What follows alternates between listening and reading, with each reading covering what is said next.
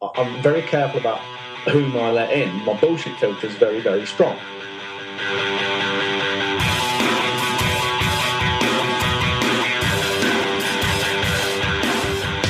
Hey, podcast listener, you're about to discover insider tips, tricks, and secrets to making more sales and converting more prospects into customers with email marketing. For more information about the Email Marketing Podcast or the Autoresponder Guy, go to dropdeadcopy.com/podcast. Hey everybody, it's Jon McCulloch here, the Autoresponder Guy, and it's time for episode 8 of the Email Marketing Podcast, where we talk about the top tips, tricks, and secrets for making more sales and growing your revenue with email marketing. Today, I'll be talking to Jon McCulloch about what he's learned from 6 years in the email marketing biz, including his FU strategy to selling with email and why he tries to piss people off with every email he sends. To get the show notes for this episode of the Email Marketing Podcast, go to dropdeadcopy.com/EP8. The Email Marketing Podcast has another 5-star review. Matt from the United States says, Jon is bringing in top guests with actionable content. He pulls the top tips and tricks from each guest and makes sure that each podcast will give you value and help you increase conversions. Great listen. Thanks for the review, Matt. I really appreciate all the reviews, guys. Remember, if you want to leave a review, go to dropdeadcopy.com/podcast. Now, before I talk to Jon, I got one more thing I want to tell you about. It's about an email mastermind. Instead of hiring me to write your emails, what about getting me to coach you? Imagine joining me and 10 other people in an email mastermind. Some of the benefits include, since you're writing your emails, they'll be in your voice. You'll learn how to write emails from me, someone who writes emails for a living. You'll network with other biz owners who have similar challenges, and this has the power to transform your business. Here's what I'm thinking. 10 people, 1 or 2 weekly calls, a forum for discussion, and weekly homework. The idea would simply be to make more sales via email. If you're interested in something like this, go to dropdeadcopy.com and sign up to the email list. I'll be sharing more info about the mastermind and opening the doors in the next few weeks. And if you have any ideas for the mastermind, send me an email at john@dropdeadcopy.com. Now let's go talk to Jon McCulloch. It's Jon McIntyre here. I'm here with Jon McCulloch. Jon's another email marketing guy. How you doing today, Jon? I'm fine, thank you, John. Good to hear, mate. Okay, so the idea here is, we've just been talking about it, is to talk about email marketing and to kind of drill down into the specifics of what each person does. So we're going to talk about what Jon does specifically with his list to, make sales, to do those kind of things. And as you find out in a minute, he gets pretty edgy with some of the stuff he does. So to begin with, let's just touch on real quick, like, what do you like about email marketing, Jon? For me, well, I mean, it's quick and it's easy and it's cheap. Those are advantages. But what I don't want people, when I say it's cheap and quick and easy, I don't want people to think that that is a major selling point, in the sense that they are just the icing on the cake. For me, what's really powerful about email is it's personal and it's immediate. So if I could do that, if I could make it personal and immediate and it was expensive, I would still do it, because marketing and advertising, it ain't a cost, it's an investment. And as long as you're getting a positive ROI, you should be prepared to spend money on it. So I don't want people thinking that email marketing being cheap is really a good reason for doing it. If it didn't work, like social media marketing, for instance, is cheap and doesn't really work very well for most people. And that's an example of something cheap and easy that I wouldn't bother doing. But that's what I love. So what I really like about it is it's immediate and it's very personal. And, of course, it works as well. It means you can have an ongoing dialogue with people from day to day. And as you know, you get my emails. I've got an ongoing story, for instance, going on in my PS about my puppy Jack Russell and the rats that I've got in the barnyard, things like that. So it's an ongoing dialogue, quick and easy, immediate, very personal. Okay. You've been doing this for a long time, right? Yeah, probably with a break of about maybe 9 months to a year. I've probably been doing it for 6 years or so. Okay, that's consistently writing emails, building the email business, and that's been the primary thing. One of these, the hallowed email business where you just send emails every day. Yeah, pretty much. I do the things like lead generation. I will do direct mail and pay-per-click and Facebook advertising and all the other things. But once people get into my list, the two main ways I sell to them are by email, which is the by far and away the most popular way of me selling stuff. But I also, when people do then buy stuff from me and I have a physical address for them, then they get direct mail as well. Not as much as they should, because I'm lazy. I should do more direct mail, but email marketing is too much fun. Right. Okay. So, like, I know you do daily emails. Ben Settle does these too, but you were saying a moment ago that you do this a little bit differently. So let's start off and talk about, like, why daily emails? You know, everyone I know would be like, well, that's going to piss people off. I don't want to write that many emails. What's the big deal about daily? The thing is, you are going to piss some people off. Of course you are. So what I do is I make it very clear up front that when people join my list, it's you are going to get these emails daily. If you don't like it, fuck off. As simple as that. And I also put in things about, we said before, about my politics and my complete and utter, not just lack of religion, but utter disdain for it. And I make it very upfront of what they're getting into. And I tell them, if you really don't like that, you really don't want to be on my list, so get off it. Funnily enough, very few people leave immediately. Some will leave quite quickly because they realise that this guy actually is what he says he is. But otherwise, I play it very close to the knuckle. And I do it daily, and there's ongoing stories, and I keep it current with current events, and it's an ongoing dialogue. So if I send out an email and I get responses, I will then fold those responses into the email the next day or a couple of days later. And over even a short period of time, say a month, people will start to get a picture of me as a human being, as a person. I'll put my personality in there. And they know me. I mean, one of the things, I think I've written this in my 52 series of emails, 50-day series of emails. When people meet me in the flesh at events, say, or when I'm helping out one of my clients at an event, presenting all things, one of the most common things that people say to me is, it's just like I know you already because I've been reading your emails. Well, people telling me that tells me that I know I'm doing something right. Okay. How do you come up with ideas for daily emails? Like, I think, I've wondered about this before, is like, how do you have enough information to continue sending emails every single day, day after day after day? I knew you were going to ask me this. I don't know. Sometimes I ask myself, and I don't know what it is. I mean, there's always something going on. There's a saying that Ben and I are buddies, Ben Sutton and I, and there's something that we both say, and that is nothing bad ever happens to an email marketer. And I think that probably comes from Matt Fury originally. So anything that happens in my day, for instance, tomorrow's email, was it today's? I can't even remember. It was today's email that went out this morning from here, was about I got a 38 pence saving in the local supermarket, Tesco.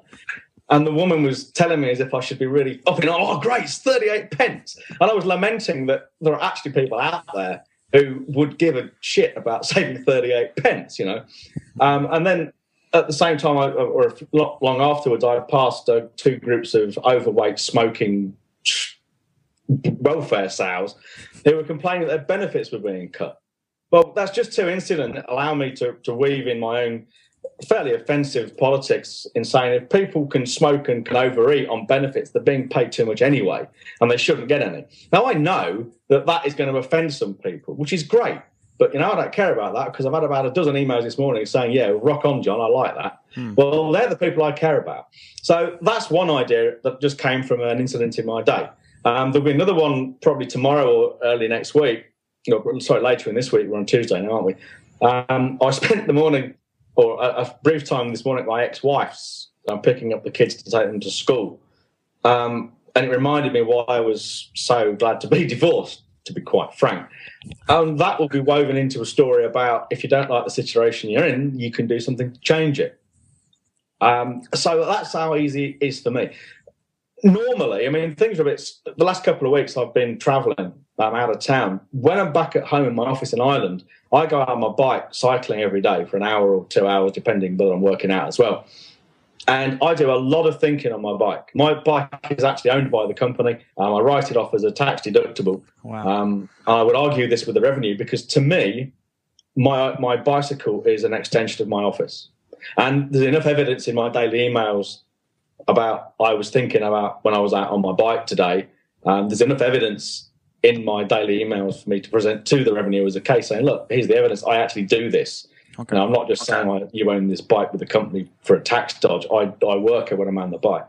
I get ideas in the shower. People just say things to me. I've got little post-it notes stuck everywhere of just single sentences that people say, bring out the ideas. Now, the thing that I think matters is if you don't understand your subject, all the ideas in the world or opportunities for ideas in the world, like walking past the welfare sales and the rest of it, they won't register with you. But if you understand your topic like I do, marketing for small businesses, everything can be turned into an opportunity to send an email. Okay. So I don't know if that answers your question or not. It's a little bit like maybe saying to a fish, how do you swim? No good asking the fish. He's always done it. Right.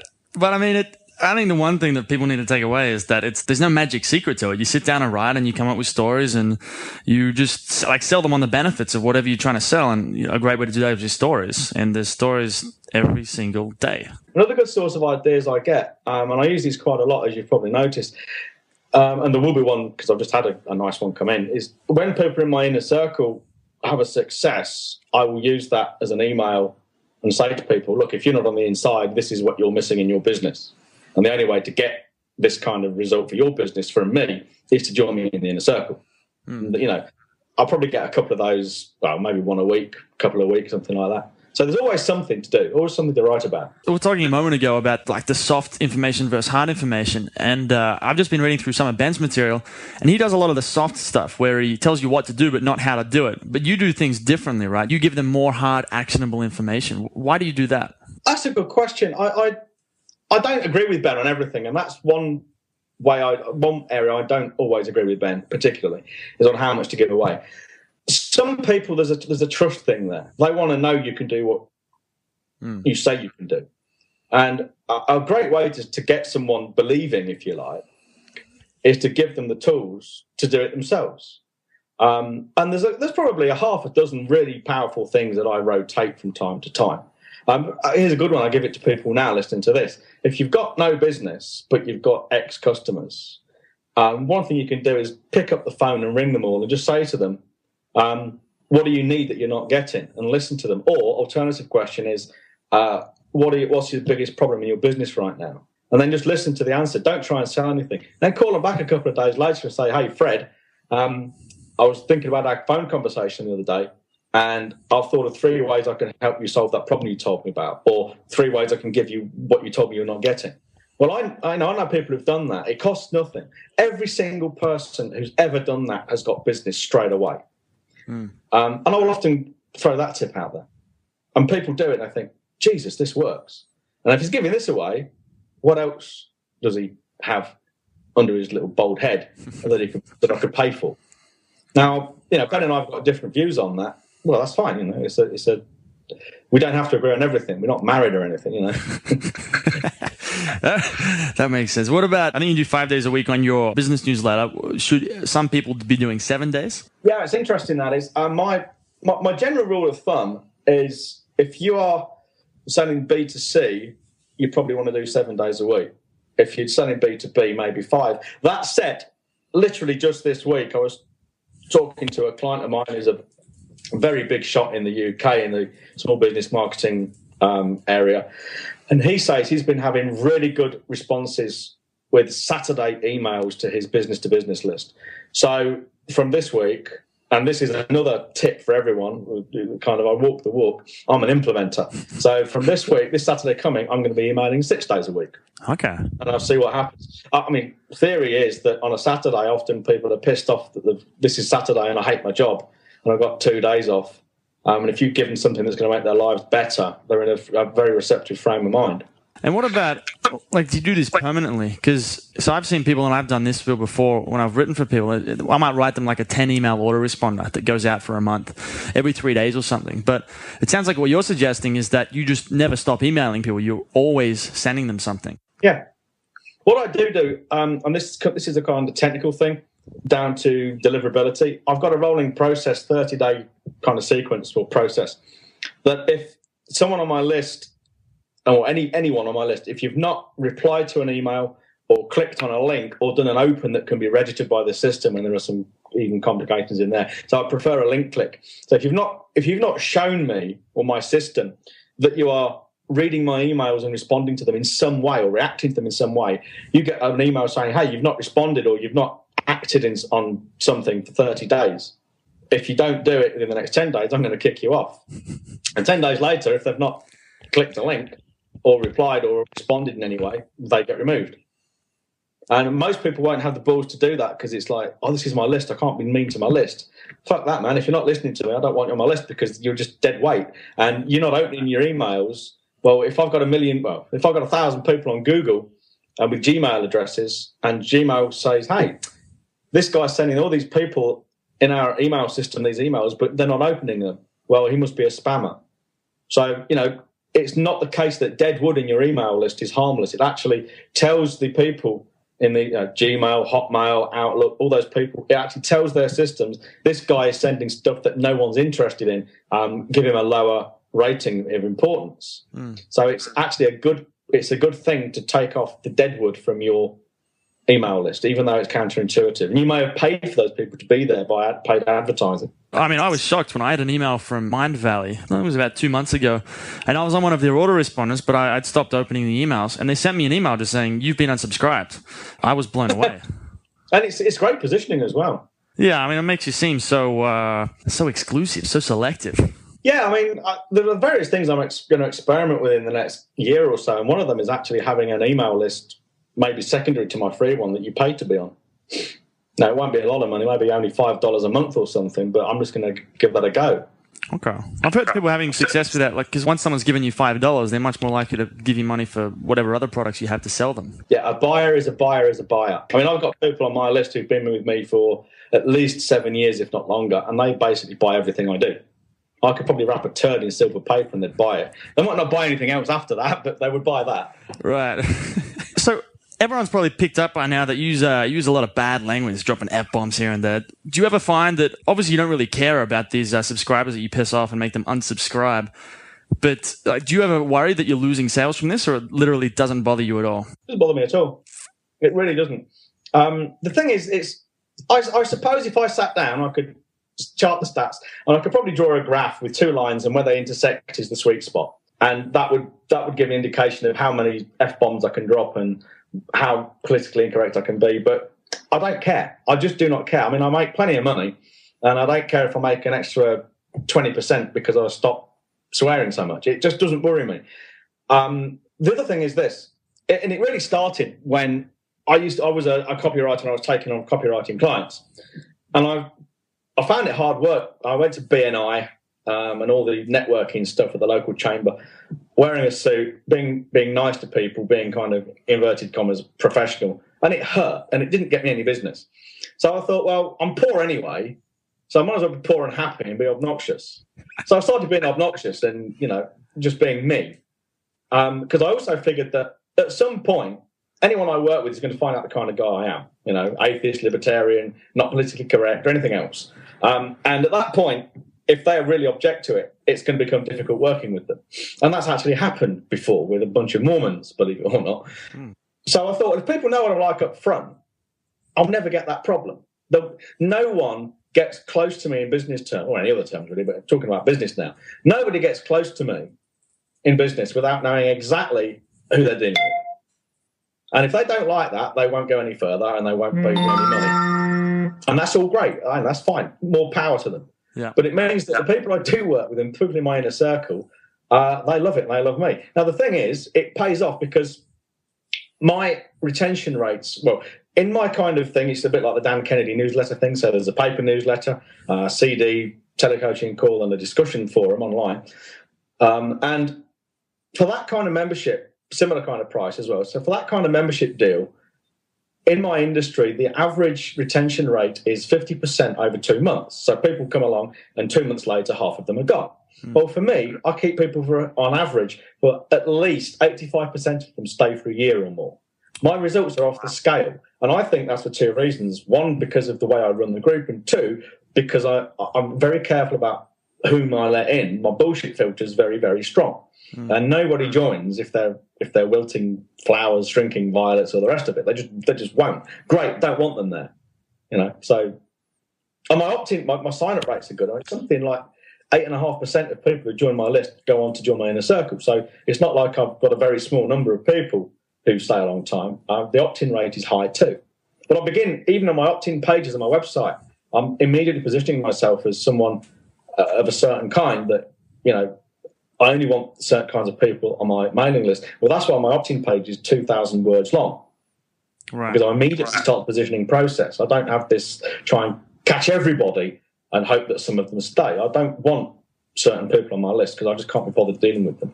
Like all the rage when you go on, all over the internet, it's all about trying to optimize to get as many opt-ins as possible. But, like you're saying, is that it can be far more effective to polarize and only get the people that are actually going to care about what you're offering, and that's it, and forget about the rest entirely. Definitely. Well, you can't sell to everyone anyway. You really don't want to be honest. Right. Cool. We're just coming up to about time. So just to summarize all this, so we got daily emails. People should be sending them.